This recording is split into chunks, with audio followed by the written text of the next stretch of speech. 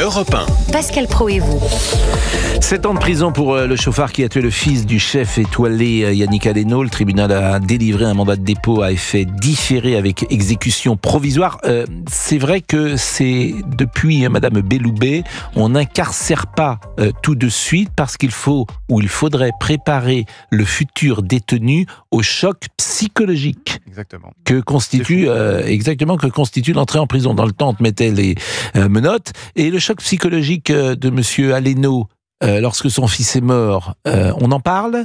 Les avocats de la famille Aleno ont exprimé leur incompréhension puisque ce monsieur chauffard était jugé pour avoir tué en mai 2022. Il était ivre au volant d'une voiture surpuissante, voiture volée. Il s'appelait Antoine Aleno, il avait 24 ans. Le tribunal a également condamné Franck Guidé à une annulation de son permis de conduire et une interdiction de l'obtenir pendant 5 ans.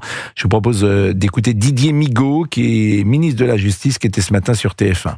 Le plus rapidement possible, j'y suis favorable. Je reçois d'ailleurs M. Aleno ce matin, en fin de matinée. Je peux comprendre à la fois sa colère et son émotion. Vous la partagez ? Et il a... Bien sûr, quand vous perdez... Vous partagez sa colère ? Mais quand vous perdez un enfant, sur le vous vous rendez verdict, compte ? sur le verdict. Comme garde des Sceaux, j'ai une interdiction absolue de commenter une décision de justice. Mais je peux comprendre, quand on perd un enfant, il n'y a rien de pire. Donc je peux comprendre cette colère et cette émotion. Et sa proposition me paraît tout à fait légitime. Et d'ailleurs, elle avait été adoptée en première lecture. Elle est en navette législative. Je ferai tout en ce qui me concerne pour qu'elle aille à son terme. La proposition, vous l'aurez compris, c'est l'homicide, le délit pour homicide routier.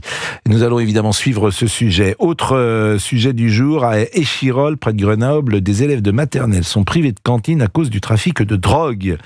Ils ne peuvent plus se rendre à leur cantine habituelle, située à quelques centaines de mètres, car l'école se retrouve au cœur d'un point de deal. Vous entendez ce que je dis quand même.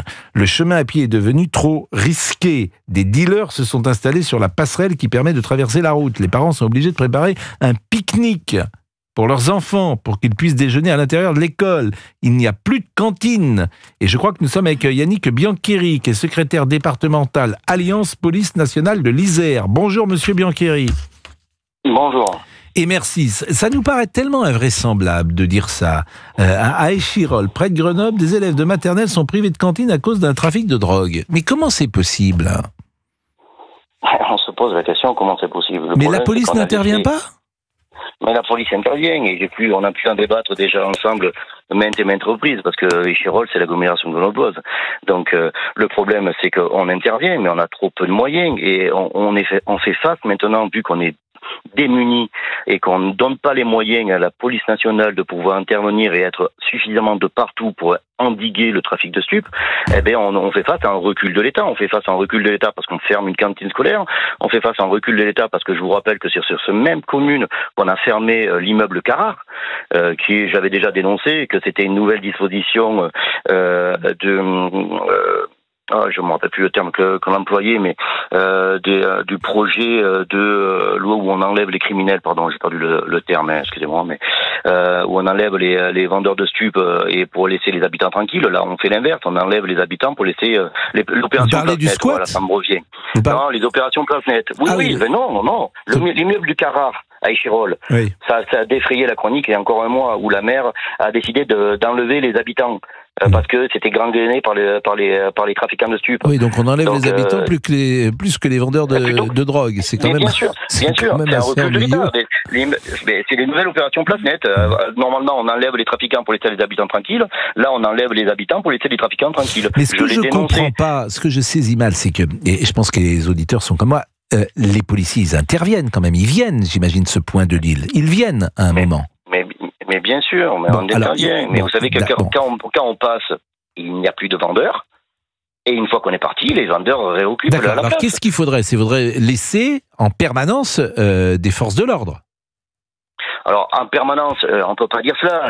Mais si on mettait les militaires, par exemple, parce qu'à chaque fois, les militaires, on les mettrait, plutôt qu'être parfois dans leur caserne, ils seraient simplement dissuasifs. Je ne demande pas aux militaires de faire le maintien de l'ordre, ils ne sont pas formés pour ça, mais simplement d'assurer une présence. Peut-être que ce serait intéressant.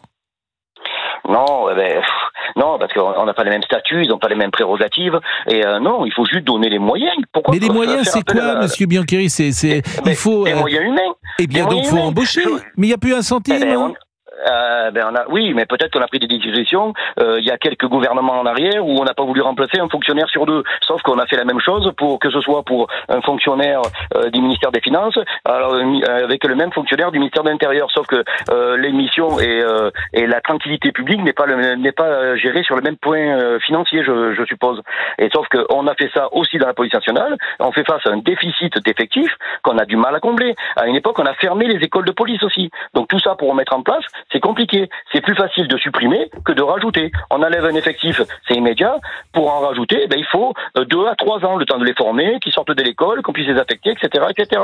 Donc, mais il faut juste avoir la volonté politique. J'ai pu le débattre déjà avec vous. On a un manque de volonté politique. Alors c'est bien, on a un nouveau ministre de l'Intérieur qui demande l'ordre et qui veut l'ordre. Pas de problème, on le suit. Sauf qu'il faut, en face des mots, il faut des actes, et on veut des moyens humains, matériels, pour assurer la sécurité, que ce soit à Échirolles, mais à Grenoble. Non, on a eu de larges débats à Grenoble, mais partout en France.